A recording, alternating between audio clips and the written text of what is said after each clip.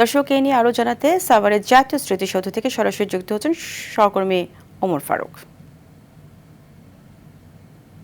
ফারুক, সাভারের প্রস্তুতির সর্বশেষ কি অবস্থা দেখছেন জানাবেন। আপনাকে ধন্যবাদ। আমি এই মুহূর্তে রয়েছি জাতীয় স্মৃতিসৌধের যে প্রধান ফটক, সেই প্রধান ফটকের সামনে আমি অবস্থান করছি।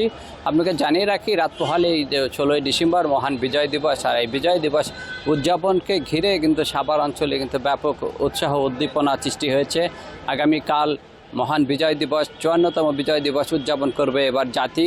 তো সকাল প্রথম প্রহরেই কিন্তু মহামান্য রাষ্ট্রপতি ও প্রধান উপদেষ্টা মণ্ডলীর সদস্যগণ কিন্তু পুষ্পবেদীতে পুষ্পমাল্য অর্পণ করবেন এবং তারা শ্রদ্ধা নিবেদন করবেন বীর শহীদদের প্রতি। এরপরে কিন্তু সাধারণ মানুষের জন্য সব স্মৃতিসৌধের যে সবগুলো দ্বার, সেগুলোর দ্বার খুলে দেওয়া হবে।